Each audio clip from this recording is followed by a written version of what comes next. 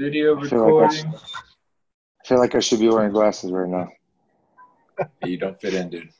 I think I'm gonna actually take mine off because where I'm sitting right now, this looks like there's a really gnarly glare. Those are you have normal vision though, right? They're just to look fancy. No. They're Oh, for for real? I use them on the screen. Yeah, they're just mostly for like on the screens and stuff like that. Oh, I think my I girl has can some see glasses. without them. They're not.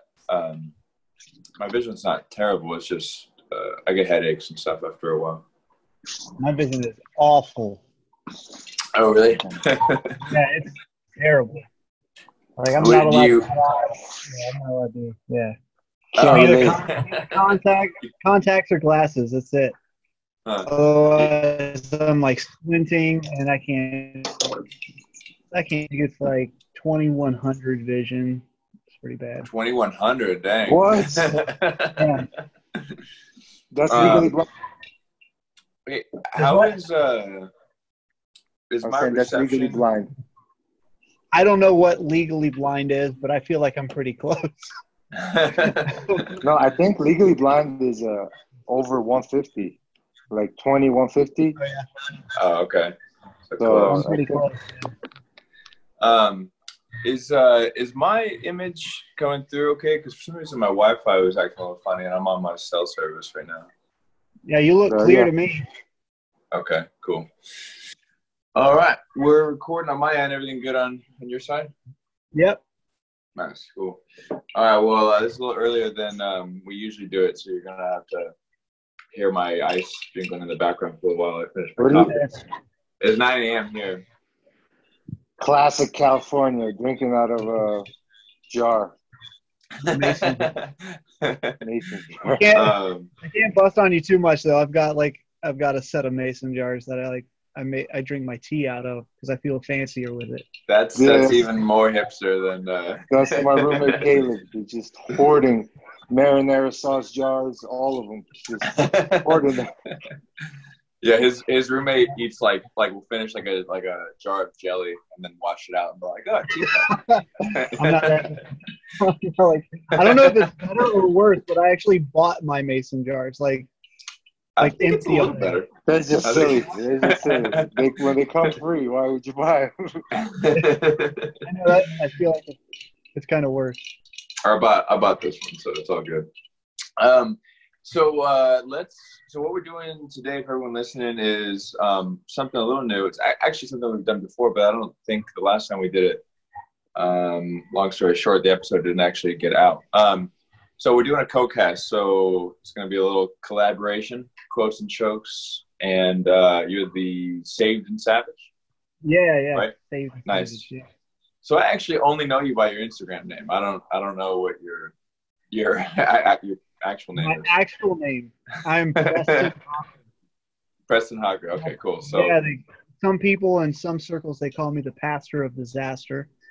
nice. Actually, I was looking at your Instagram this morning. I saw that. What is that? Because do you fight as well, or are you just an MMA like enthusiast? Oh, you do. Nice. Yeah. I've been fighting for like 10 years.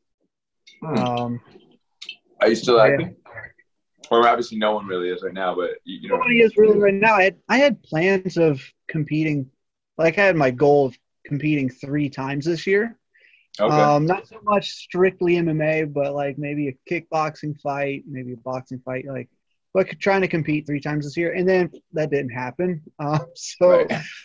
I don't know what's going to happen with that goal, but I just do it for fun, man. I just have fun. I've had people for years ask me like if I had any aspirations, and it's always just been fun for me. So I've got my 9 to 5, and I'm a husband, and now I'm a dad, and fighting has always just been fun. So that's kind of I tell people. Like, when it's not fun anymore, I'll stop doing it. And the older I get, the less fun it gets, especially like the cutting the weight and all that. It just gets a little harder. But yeah, how old are you? I'm 35. I'm 36 next month. So. Oh, okay. Yeah. Everybody tells me when you pass 30, the weight cut gets a little bit. Well, you're 31, right? 32 now. 32. So I'm coming up on 30. So I used to always hover around 170, under 170, but now I've noticed that I hover around 173, 74. So that's the only My difference. resting weight does stay higher. Well, it's significantly higher than it used to. Remember when I came back from my honeymoon? You're like, man, you weigh 180 right now. I usually sit at 180 now, weigh 178. Yeah, and just in the last year, that's changed. Didn't you just turn 30? I'm about to in December. You're about to, yeah. So it's kind of creeping up on you. But this morning, I finally hit the 170 mark because I'm trying to sit at 170, just in case somebody needs a replacement. Yeah, somebody gets COVID and they need a lightweight in there. So I just hit 170, so I'm gonna sit here and see what. I've been trying to do the same, keep my weight low in case a short notice opportunity comes up. You gotta act within the lifetime of the opportunity. When the lifetime. You know what you should consider that. So my friend did this. My friend that just fought, and he did this, and then he ended up getting a replacement right afterwards. And he got all his medicals transferred to Nevada because Nevada has a lot of medical requirements. It's more than California, which is crazy. For real? Yeah. So he transferred them over there so that when they need super last minute fights, because they require brain scans and stuff, things that you can't do on 48-hour notice or maybe even a week notice, depending on what the place is like, So he got all his done and sent into Nevada. So when the last minute fight dropped out, they were like, all right, well, we need someone that's ready, that someone that has medicals, and it bumps you up on the line. So I'm doing that tomorrow, actually. So the Nevada requires brain scans before every fight? No, but it's a brain scan that I've California? never been. Well, California requires an MRI, so mine's done. But Nevada also requires that and an MRA, and then they require all the same blood work plus another blood test that I have to go get done. And then, who knew? Yeah, I know, right? In There's the some land things of they don't. Prostitution, they take care of the fighters. We like to keep people safe, right? Yeah, exactly. It's so funny. When I first started fighting, it was like you just signed your name on a paper. Yeah. I remember. I've been in the field of those. Sure, I'll fight that guy. Yeah. I remember signing something that says, I did not take steroids. Sign here. Yeah. Just sign a paper that says that you don't have diseases. Yeah. We're all trustworthy. Hey, if it doesn't disrupt your podcast format or whatever, is it possible for you to go? Yeah, it's not gonna bother me at all. Okay, cool. Nick, your OCD kicking in or what? No, because when we upload it to YouTube and we're all different sizes, we're gonna have those fat black bars on the side of it. Oh yeah. Did you guys catch the fights this weekend? Yeah. What a fight, man! Win or lose, that was DC put on a great fight despite the eye poke. Did you see his eye after the fight? It was like, oh man, it was nasty. Dude, immediately afterwards, sorry. One second. Hey. The squad is alarmed. Is it the mailman? I don't know. We've been getting noise complaints because my dogs are getting jumpy lately. We actually had to order them shock collars. For real? Yeah, but it's the first time it goes off the bark, it just beeps at them, and then the second time it gives them a warning. Yeah, the second time it beeps real loud, and then the third time it shocks them. So they only got shocked once. And they don't have it on right now. They only got shocked once, and after that, as soon as they hear the beep, they're like, "Oh!" they go over, they run to their beds and lay down. It's the one of my dogs I don't really like very much is my wife's dog, and it gives me a little bit too much pleasure when he gets on. We got two Goldens, and I have a little mutt, little rescue dog. He's my little rat dog. I think he's in the shop right there, sitting on top of the couch. Oh, I didn't even notice there was a dog laying back there. Yeah. So you've been fighting for how long, you said? Like 10 years. Oh, okay, nice. And is your 9 to 5? Is your 9 to 5 a pastor job? I'm the associate pastor at my church here in Virginia Beach. And oh, Virginia, okay. Yeah. So you're in California. What part of California are you in? I'm in Carlsbad. Roots in Denver. Yeah, I'm in Denver. Him and I were training together when I lived out there, and then I got tired of the ice and snow, and I was like coming back. My sister lives in LA. I spent a little bit of time. My sister lives in LA. Oh, okay. I spent a little bit of time in San Diego. I lived out there for about a year. Did some nice. school Okay. out there. Yeah, so close to San Diego.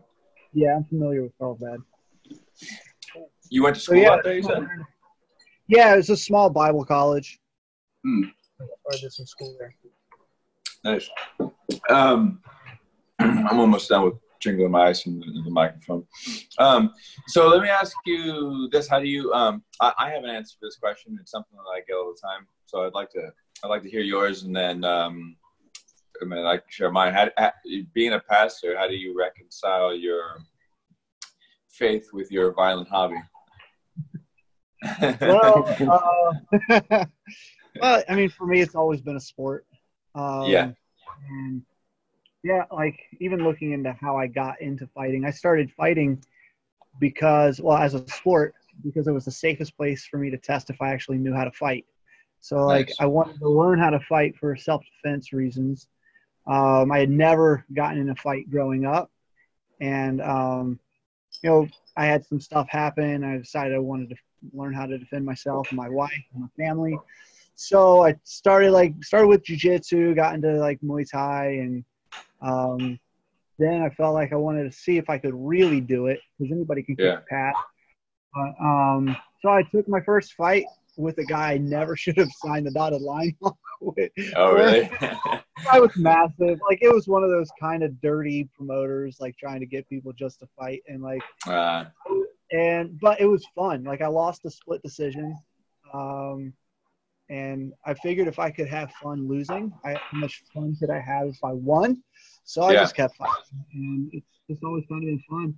But like for me, that's it. It's just fun. It's two guys, two consenting adults that know exactly what they're there for. It's a competition, just like playing basketball or a game of football. And like we could go even deeper, like into calling it a violent sport or a violent hobby.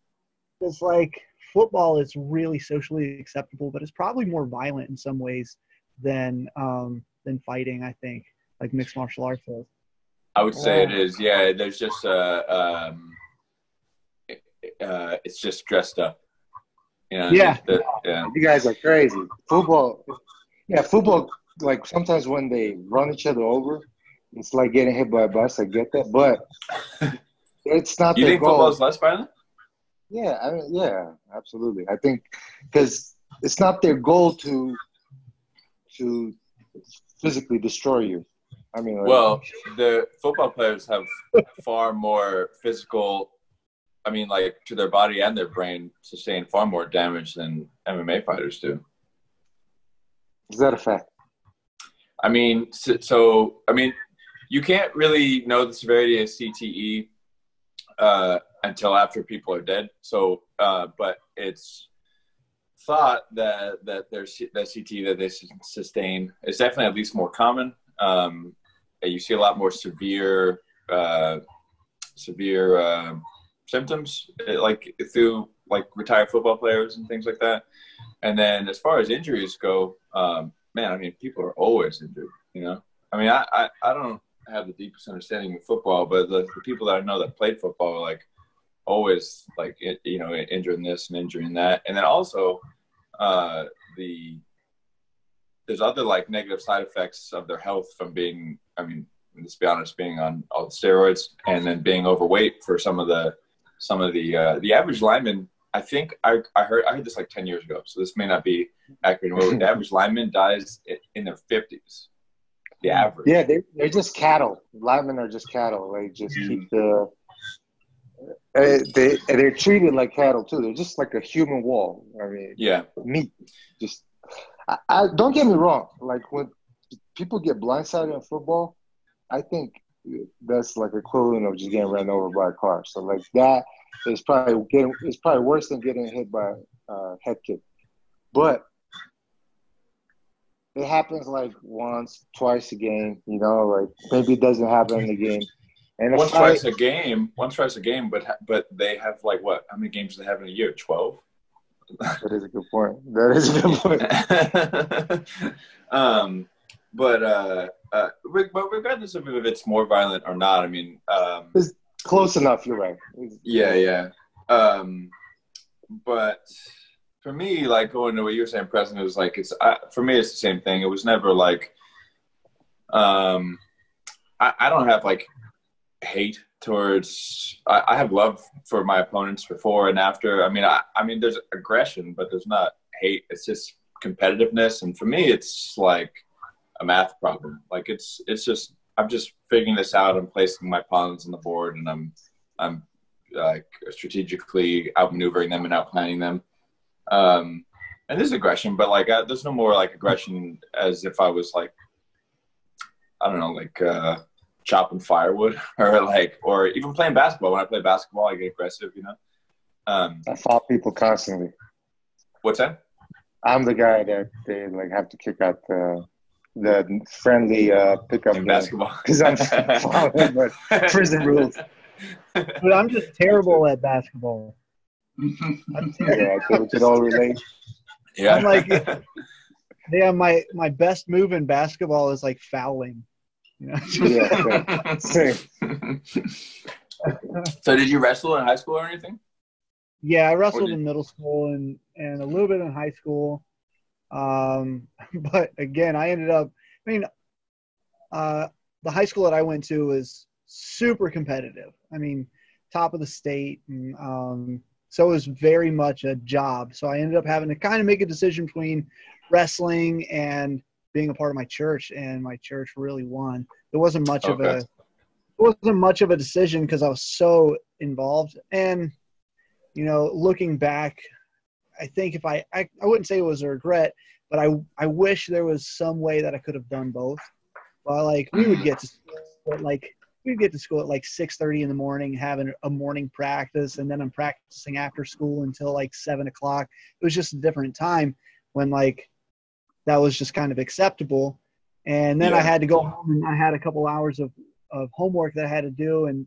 So if I was going to do all of that, I was going to not be able to be involved in my church and my youth group, those kinds of things. So I had to make a decision, and I made the decision. I think I made the right decision. I just wish I hadn't had to. But I've stuck with the sport. I stayed involved like in clubs and stuff. And I've been a wrestling coach at the middle school I started wrestling at for this past season was my 11th season as a head coach. Oh, nice. Nice. Yeah, we've done pretty well too. Won some like little titles and things. So we've done a good job.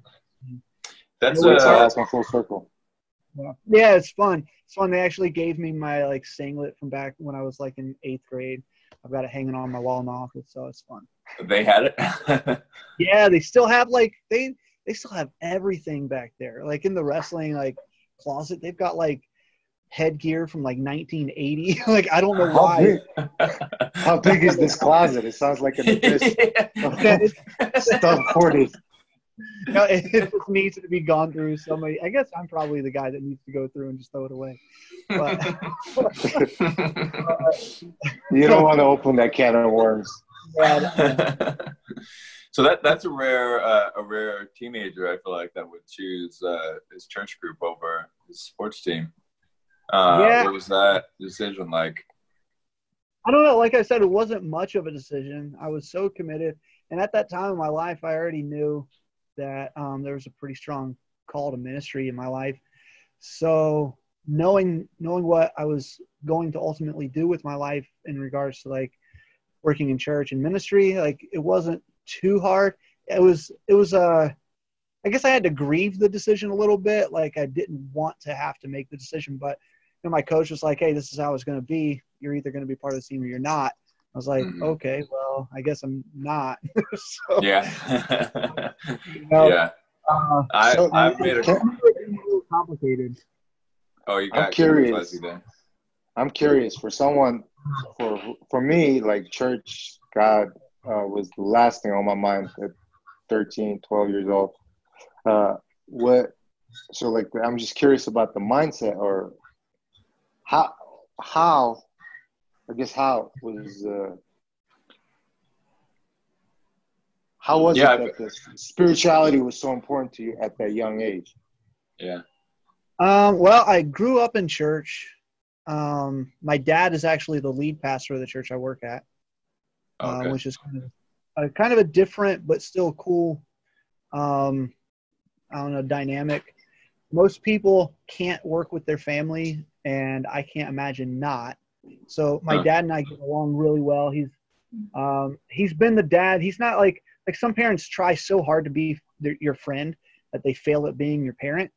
And I mean, my dad has always been my dad. He's always been like that authority figure in my life from a young age, which afforded us the ability to have this like friendship as well.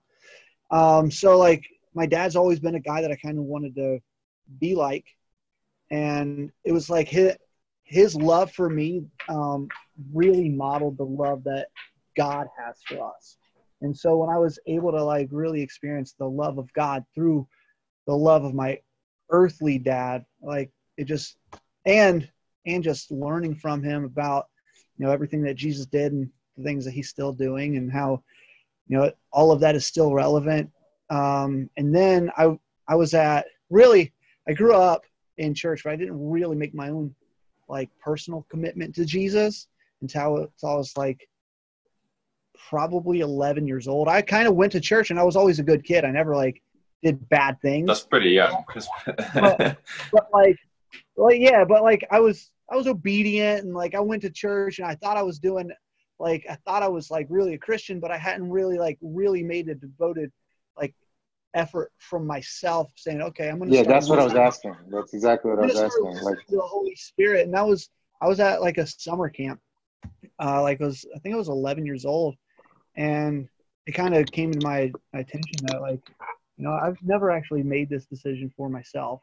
And I think some of what you're asking, like, how are you able to like focus on your spirituality so young? Part of it is just like the call of the Holy Spirit to my heart, man. Like I can't take too much credit for it. Like when even like in working in youth ministry and like dealing with teenagers, sometimes I have a hard time, honestly. I just have a hard time understanding why they don't get it, because you get it. I got it when I was young. I'm like, man, how do I teach these kids that don't get it? Right. Why they understand? So like I'm having to break things down to like more of an elementary kind of level. Cause like, truthfully, when I was a kid, I was digging into the Word of God young. Like I remember bringing my Bible to like middle school and high school, and like during study block, I'm like I'm studying like Psalms and Proverbs and like all these other kids. That's a rare kid right there, man. That's a rare kid. Yeah, because it sounds like it's a propensity, like it's a gift, I guess. Propensity towards spirituality that is not common. I think gift's a good way to put it. I think, yeah. Because I think like teenagers, I mean, you're not thinking past, lunchtime, and you're definitely not thinking about anyone else besides what you're doing past lunchtime. You know what I mean? Like there's no like thought of like repercussion or why you're doing what.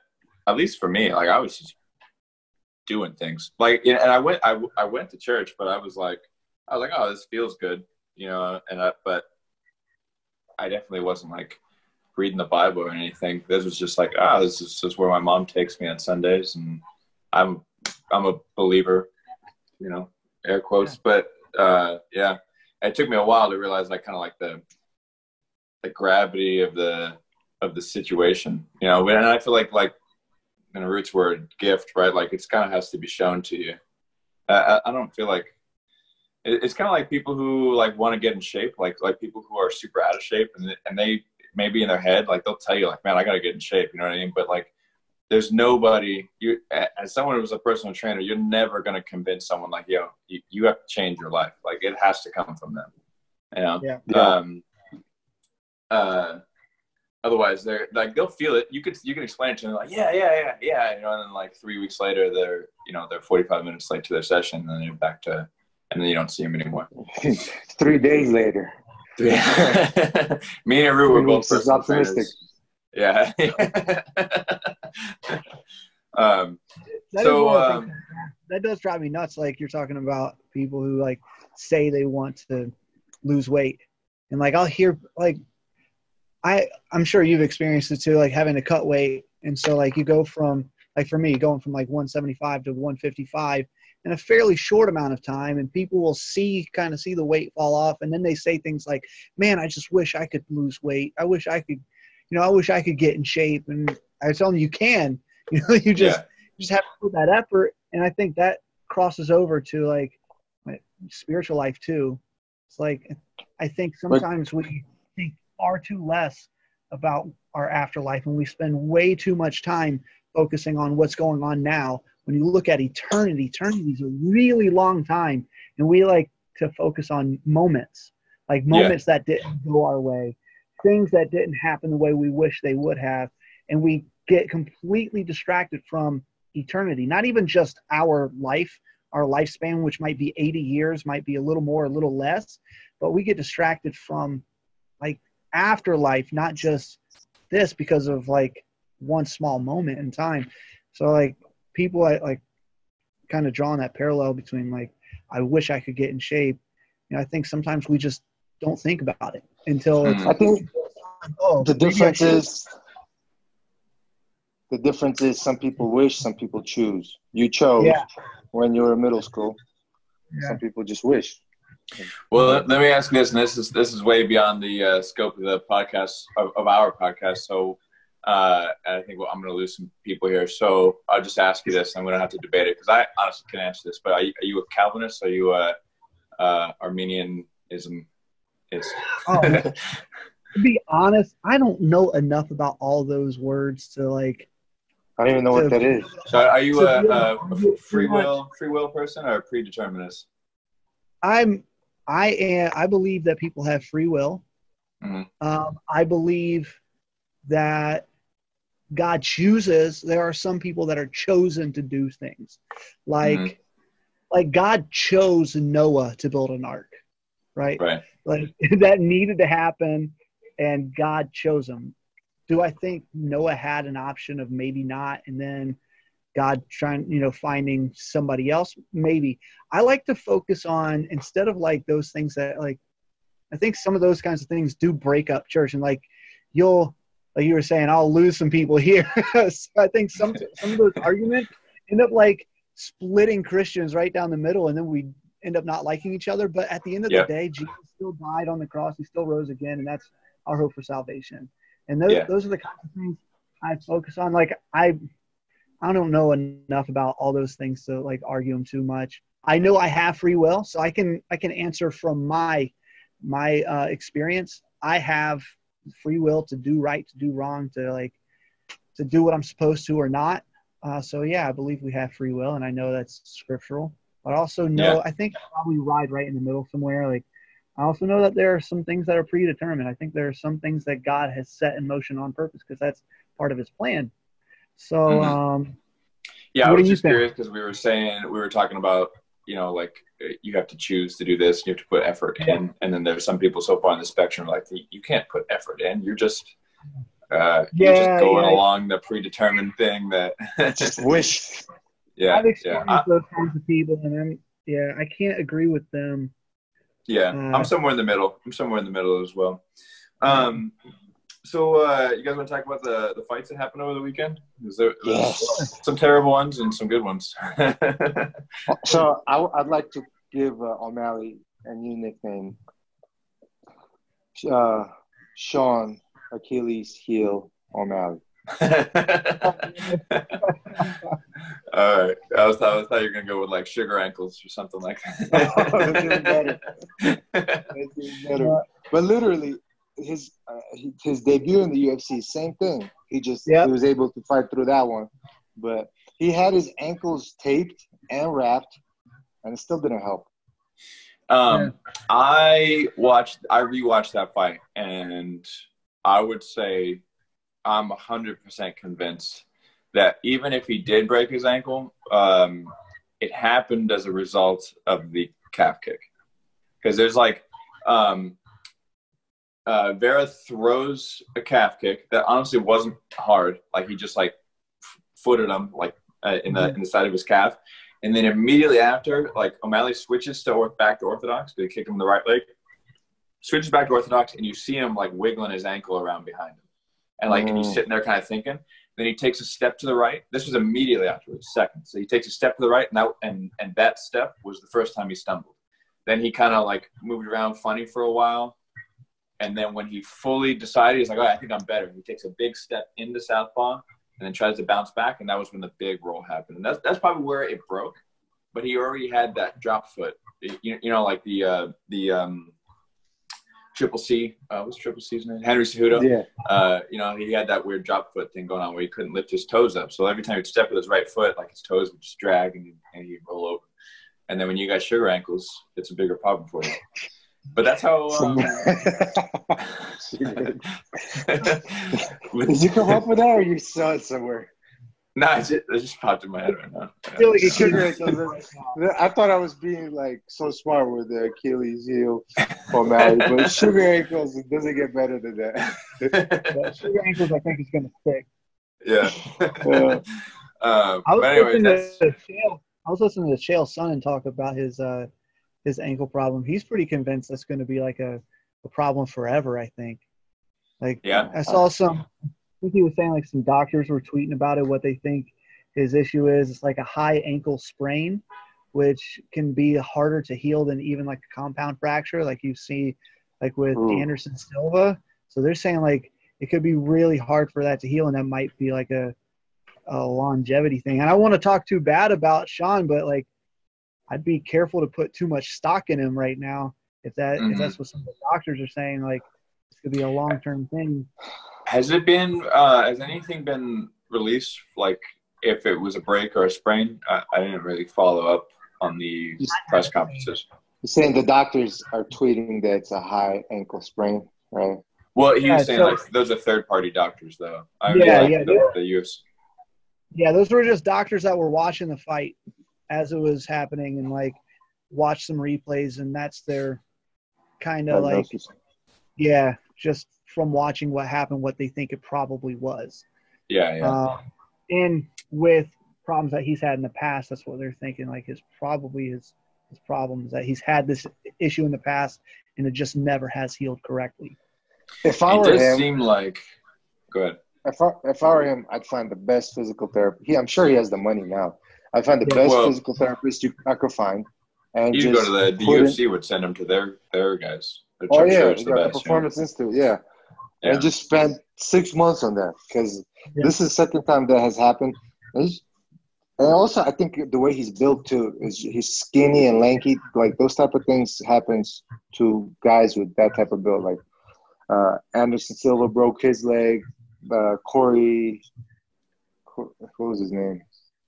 Like way back, over snapped his leg. Yeah, also tall, lanky guy. So I think there's just not enough density there. Is there any truth to? I've only heard this. I haven't. So we can fact check it if we need to. But is there any truth to the fact that like coming off of steroids, you're like more susceptible to bone breaks and stuff like that? I've only heard that like in passing, and Sean tested positive, right? He was out for 2 years. But what did he test? Was he test positive for steroids, or was it like a weed thing back before? I thought it was a weed thing. Oh, was it? Okay, I don't know. No, it was a tainted supplement. It was a tainted supplement. It was just a pothead. So I was about to say he was eating brownies. That was his tainted supplement. Yeah. Yeah, I feel like my screen only pops up if I'm talking, but I give a suspicious look to you when you said tainted supplements. I saw it. Yeah. Quotes there, quotes. Yeah. Well, I'm sort of like on the fence with all the tainted supplements thing because I feel like it's so convenient, but then it like I don't know. It seems like it happens so much. There's more and more like evidence behind it. But then it happened to Neil. Like Neil is the last person that would take anything, and he was so pissed off about that. Like he would have stopped talking about it for a year. Like, I swear to God, he never stopped talking about it because it was such an insult to his name that he would take something and like he had to go through this. Yeah, I think there are cases like that. I'm very skeptical with like when fighters come out and say like, oh, I don't know where this came from, blah blah blah. I was always like, yeah, right. How could you not know? You know. And then when Neil's happened, before he even said that, I was like, I didn't. Yeah. There's something wrong. You know what I mean? He was like one of the people that like made me believe just because I know him. I'm like, nah, he's not the type. He wouldn't. You know what I mean? So yeah, he definitely kind of. So obviously it does happen, you know, but does it happen as much? I think 9 out of 10 times it's a choice. It's what? It's a choice to take something and then I could just blame it on the supplement. Yeah, I think that's what it was like. All right, if you're going to take something, find a supplement that's tainted with that and then put that on your list. That's what I'm saying. But I thought that USADA, because you have to report your supplements to USADA. If whatever you're taking, they have to know. And I thought that they had don't they look into that? Like, all right, this is what you're taking. We have a list of pre-approved supplements. And if this one's new, we're going to go check it out. You know what I mean? But I guess you could isn't that the case? Am I wrong in that? I'm not sure. I think if you take a new supplement that's maybe not on the list, because people come up with supplements all the time. Right? There's new supplements all the time. Yeah. And I guess you could say just because one batch wasn't tainted doesn't mean the other wasn't tainted or whatever. You just gotta take supplements that are made locally, made in the U.S. Because I mean, the whole tainted supplement thing is supplements that are made in China, and then they're also making D-ball in those same factors. China's like, let's sprinkle some extra juice in there. This protein's gonna work great. Yeah. Preston, if you haven't checked out our podcast in the past, you'll find that most of what we talk about is us sharing what we think is reality, and then at the end going, actually, I don't even know if that's true or not. So let's just but anyways, let's get into the fights. Let's talk about the card. The only 3 that I watched them all, but the only 3 that I felt were already good were the last 3. Was there anything good on the undercard? No, I just enjoyed the last 3 too. Yeah. It's kind of a weird thing where whenever you have there's a huge main event, the UFC really just phones it in on the rest of the card. It's not a weird thing. It makes sense because this main event's going to draw enough pay-per-view, so let's throw in our low-paid guys. I wasn't mad about it, honestly. I wasn't mad about it. I actually prefer it that way. But when the card is so stacked, by the time you get to the main event, you're already jaded. It's I can't think all this excitement. You got to tune in at 4 p.m. It's 10 o'clock when the main event starts. Yeah. Yeah. So just make the main card good, and people who really care will watch the undercard. Yeah. I'm on the East Coast, and it's a Saturday night, and I got church in the morning. You know how hard it is to watch a fight at 1 o'clock in the morning when I got to be there at 7:30. Why did they do it so late to the speaking of things we don't know? But someone told me on the East Coast, in New York at least, it's kind of a late night place anyway. So that's why they do it more prime time for California, and then people in New York they're just watching later anyway. So it's all good. New York clubs are open till 4 a.m. Really? Yeah. East Coast is like that. Miami, New York, it's 4 a.m. That's 2 a.m. 1 a.m. when you're watching a main event. What if the fight is in New York? Do they still fight? Yeah. Like California prime time? Yeah. Yeah, I think so. I guess even though New York City is huge, like probably the majority of the viewers, there's probably more viewers in California than there is on the East Coast. I mean, we just have more bigger cities that are in the Pacific time zone anyways. But I think so, right? Because, I mean, you got New York and there's a few cities in Florida that are big, but like, because then you got Boston. Yeah, that doesn't make any sense. I mean, there's a bunch of big cities over there too. These cities, they never sleep in. Like New York, Miami, they don't. East Coast cities are, they don't sleep in. But the majority of the population is on the, California time. So, yeah, West Coast, Vegas. I feel like it's one of those. We're gonna keep doing it this way because it's the way we've always done it. It's like it's like it started on the West Coast, so we're just gonna keep doing it so we don't screw anybody up. Right. Yeah, that's true. That's true. They do an earlier show. Everybody misses the show because they thought it was at like 10 o'clock. Yeah, well, I guess if they did prime time in New York, like say they did it at 7 o'clock in New York, no one in California would even be able. They would all still be at work. Or at least if it's prime time in California, the people in New York, most of them are not at work. I mean, it may be late, but they're free or whatever. And it's Saturday. But all right, for the fourth time, let's get into fights. Who did you guys think won that main event? It's super close, but I wanted DC to win, but Stipe took it. Yeah, I agree. It was like heart and head. My heart really wanted DC to win. Yeah. I really like the guy. I've never met him, but I like the guy, and I wanted him to go out like with a bang, especially like after all the losses against like all the John Jones drama, and like I wanted him to be able to go out with a big win and be able to like just retire that way. But you gotta love it when he pulls up the spandex up to his nipples. And his destructor to cover his mountain top. And he pulls it off. But he almost pulled it off this time. The punches that he hit Stipe with, I'm like, that would have knocked out so many people. Stipe has one of the best chins in MMA. Yeah, I mean, he took Ngannou's, but he's the only one taking Ngannou's punches, right? I think he's the only one. Arguably the best chin in MMA. Yeah. Definitely the best chin in heavyweight. Ngannou. Yeah. Yeah, definitely the best chin in heavyweight. Well, but DC probably has the number 2 chin in heavyweight. Yeah, I mean, he took some big shots too that fight, and some good eye pokes. I was about to say he went like 2 knuckles deep in his eye, I think. Dude, and let me tell you, I've had that before. Like I've one of our friends in Denver, Jim. His name is Jimmy. He Ruru knows him. He buried lost the tip of his finger inside of my open. Like the same thing, I didn't even get a chance to blink. It was all the way gone. And that is by far, even compared to blowing your back out and things like that, by far the most painful thing I've ever experienced. And for him to just be like, all right. I mean, of course there's like adrenaline or whatever, but he just fought through it. And you could tell Stipe, like the ref was like, no, keep fighting. And even Stipe was like, no.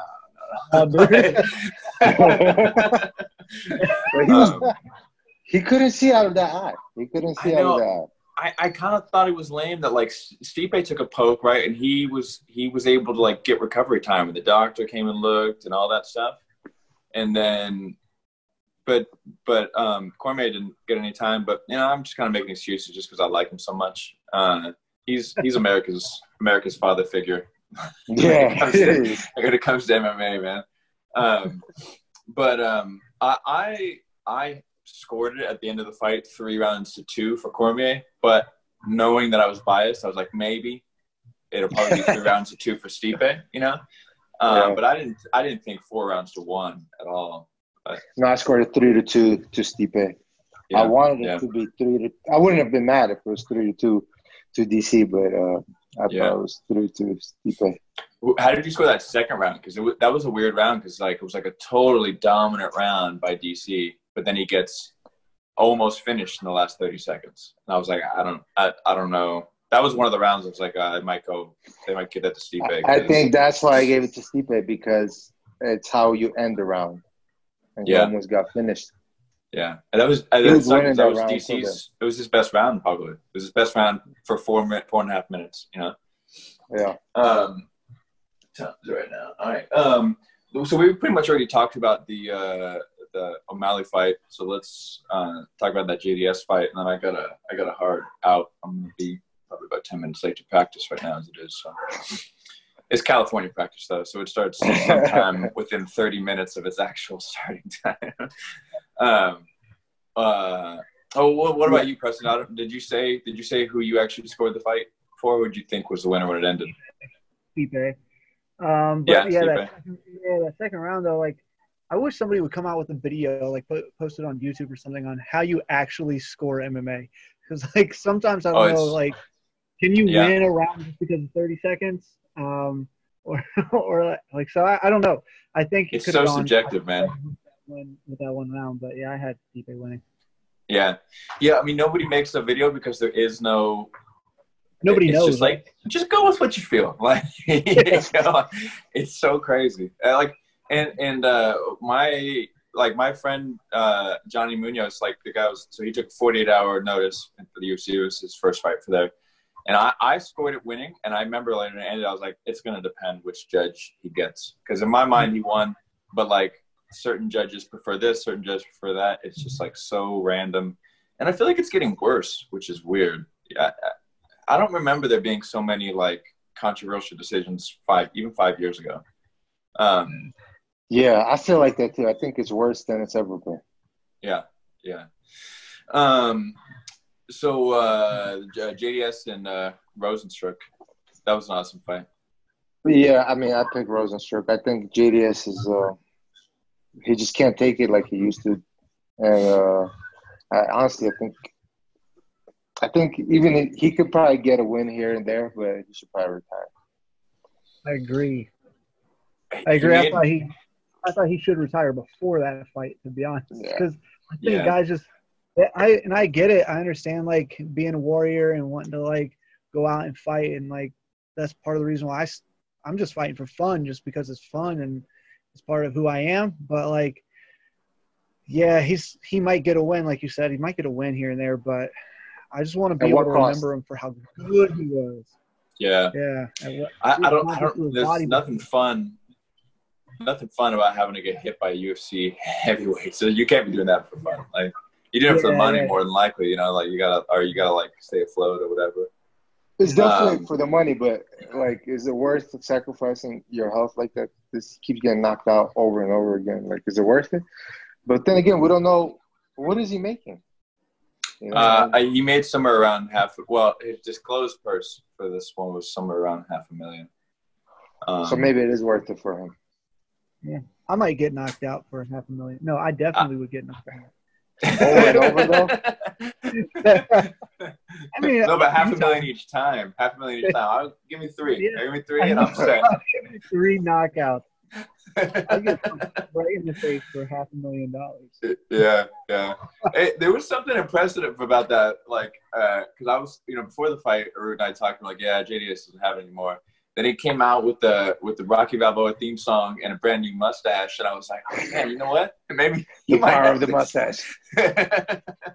He reinvented himself. Right. He came out to the Rocky song last time. It did not work out for him. Oh, he did? Yeah. Oh, dang. It does not help. You could channel it in the Rocky Balboa. It's not gonna do it.